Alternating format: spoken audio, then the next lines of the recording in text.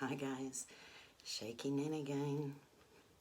My topic for today is how do I do things? I get asked all the time, how do I do this and how do I do that? Now unfortunately I didn't think before I came on, and I've just gone and had a shower and washed my hair, which, as you know, for ETers know,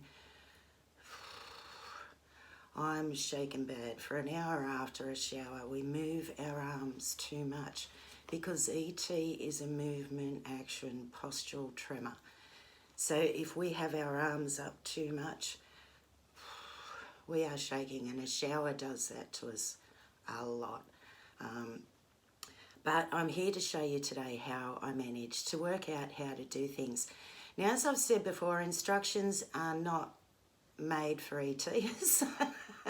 Instructions can tell us how we're supposed to be able to do it, and then we've got to work out how to do it. And that goes with everything and anything. Everything we do all day long. Because I've had ET all my life, I've learnt how to compensate all my life. I wasn't diagnosed till I was 27. So for 27 years I thought it was just me, and I had to work out how to do things if I wanted to do them. Then I gave it up for so long. It got too much for me. Then I started shaking then, and you guys have brought back my love of everything again.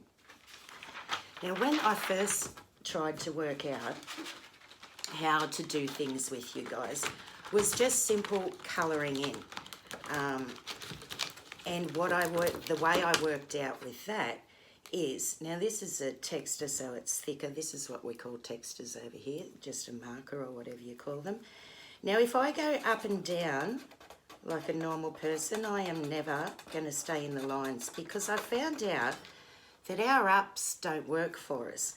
But if I do strokes, now at the moment, my desk chair helps me a lot too. At the moment, I'm pushing my arm down to get to the height of this chair. So what I do with my desk chair, I put it down so that my arms are now at the right height. Because for me to do anything, I've worked out, if I haven't got a table in front of me and my office chair I can put myself up and down, I have my arms in here. So things have to be this height for me to be able to do them. So if I put my chair down to this height, now I can stabilise my hands more. Then I worked out just downward strokes, because downward strokes we can control. Upward strokes we can't. Now with this I've got to put my elbows out a bit, and that's why I've got my hand holding my arm. But if my elbows were in, I could probably do it without holding my hand. And I'll show you the difference. So this is up and down, this is down, and no, that line's not mine, that's part of the picture, but I've stayed in the lines doing it like that. Then I worked out, now to put lids on, I lay my hand down and use my hand that way. If I try and put it on out here, even with my arms in and my hand holding the table, I could do it. But that's how I get my lids on for a lot of things. Hold it down in my hand. Like I said the other week, use my hand as a big weight, and then I can slip the lid on. Painting. I've always wanted to paint. I've never been able to. When I learnt how to colour in, I learnt how to paint. Now with painting, also my chair and my table comes in handy, because I can rest the canvas like this, support my arm completely, even hold it as well because the canvas is there, dip the paint and just do dot, dot, dot, dot. I find the smallest brush and cut all the bristles off I can find, so I'm not dealing with a long brush. And once again, downward strokes. I turn the canvas for me to keep the downward strokes going. I don't try and move my arm out to do a different side stroke. I move the canvas for me. So that's how I worked out how to do paint by numbers.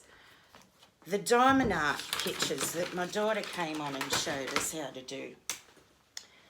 The way I worked out eventually how to do that was I had to do every colour at once. So I bought myself, a lot of them come with up to 24 colours. So I bought myself a 28 compartment. What I do is just put little labels on for each symbol. I have that sitting there. I put my diamond art painting on one of these lap things. I can have it again leaning on the desk.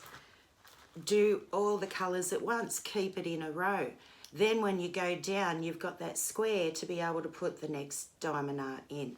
I also found a thicker utensil than what they give you, which fills my hand up more.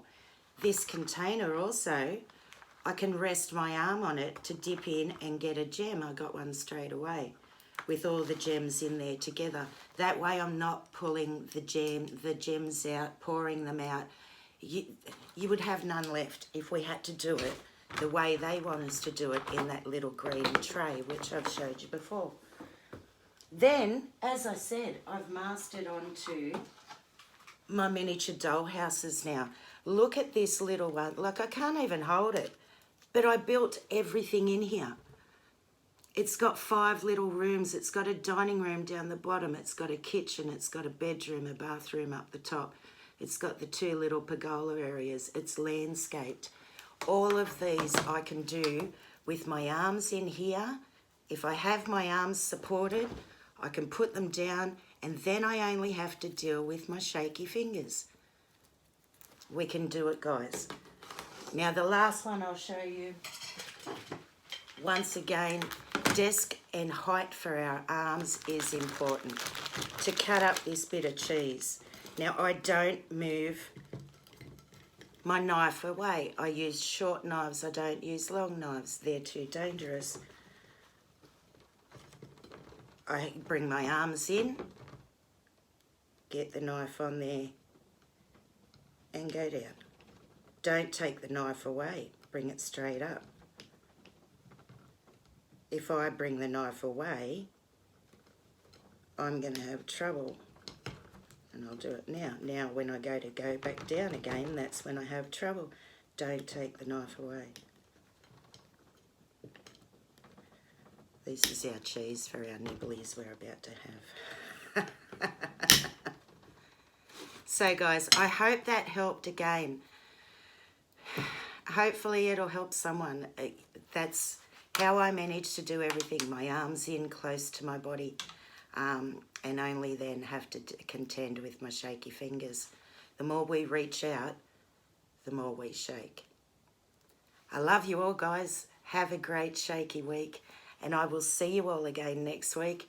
As I said, I hope that was helpful for someone out there.